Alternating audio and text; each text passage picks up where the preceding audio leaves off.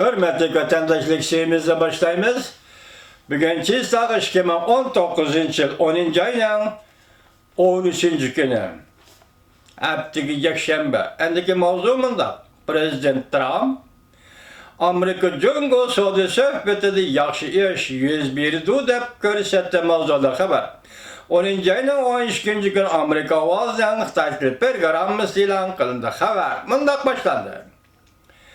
Washington, Amerika Qo'shma Shtatlarining prezidenti Trump Cuma kuni, ya'ni 10 ayning 11 kuni Amerika Cumhuriyeti Saudi söhbeti to'g'risida umid borligini bildirdi. Nurg'un matbuotlar e'lon qilib, bu xabarni mundaq oshkorladi. Bu ikki davlat o'rtasida pul muomala, yezi-igilik mahsulotlari qatorli sohalar bo'yicha bir kelishim hosil qilinishi mumkin. Bunun içinde 10. ayının 15. günü yolu koyulduğun baş elişine kechiktirish mi var?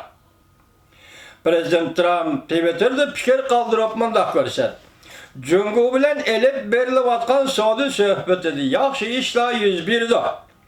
Kayfiyat yaxşı, xuddi o'tmishdagi munosabatlar davriga qaytib kelgandek bo'ldi.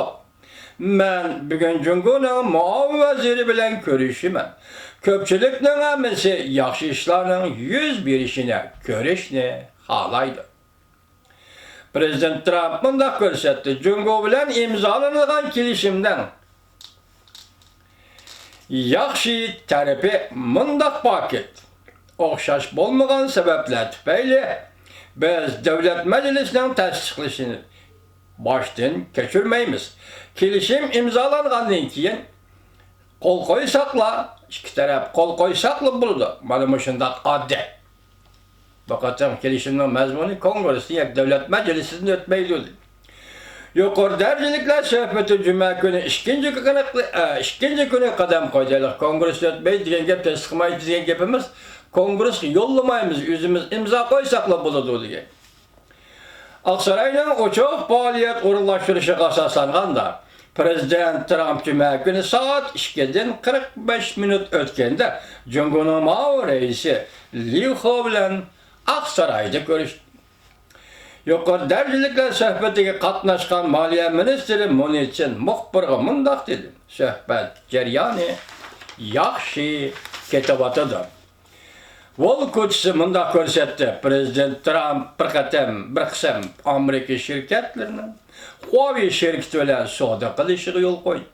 Demak, Huawei şirketini bilasizlar, menga joy qo'lga olingan, menga joy hozir Kanadada shu shirkat cheklangan joy-joylarda. Endi hozir bu yer nima deydi buning uchun? Amerika Qo'shma Shtatlari hukumati Amerikaning ba'zi shirkatlarining Huawei şirketi bilan savdo qilishiga yo'l qo'ydi. Aqliy mulk huquqi, texnika o'tinib berish qatorliqlar keyingi suhbatlarda qaraladi. Hatta 4. günü 13. qatımlıq söhbət başlanğandan ikən Prezident Trump söhbət yaxşı ketyapti deb ko'rsatdi. Haftanın 4. günü Cumhur Saudi söhbət vəkillərinin başlığı Liu He mundaq ko'rsatdi. Cumhur Amerika bilan ikki taraf ko'ngil bo'ladigan masalalar bo'yicha kelishim imzolashni xohlaydi. Sürkülüşdən o'rlab ketishidan saqlanishni xohlaydi. Bu Cumhurning maydoni. Cumhur taraf Saudi söhbət vəkilləri nəhayət zor samimiyet bilan Washingtonga yetib keldi.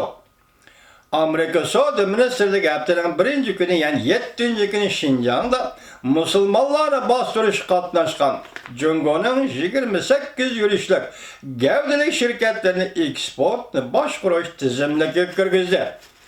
Bu radioda berilgan xabarning mazmuni qaraganda bu 28 shirkatlar Şinjan Uyghur Abdunum Rayonluq Jamoat Xavfsizligi nazorati. Bu nazoratning qarmog'idagi Şinjanning har qaysi joylarida, masalan viloyat darajalik, oblast darajalik joylarda qurilgan soqchi idoralari ekan. Amerika qanday jazolashni tanlaganligini mana shunda ko'rib hurmatli vatandosh. 28 yurishlik shirkatning hammasi degidek soqchilar shirkati. Soqchilar qurgan shirkat. Qara tizimlik kirgizdi. Amerika Qo'shma Shtatlarining Davlat Mahkamasi 8. kuni Şinjan'da musulmonlarni bostirish qatnashgan Cumhur amaldorlariga vize berishga chaknama qo'yishni o'ttirib qo'ydi, e'lon qildi. Lekin bu siyosatlar yuqorqi shirkatlarni imporga qilish va yuqorqi shirkatlarning xodimlari, amaldorlarining Amerikaga kirishiga viza berish bermaslik bular e'lon qilindi. Lekin siyosat nuqtai nazarda hozirgacha yo'lga qo'yilmadi.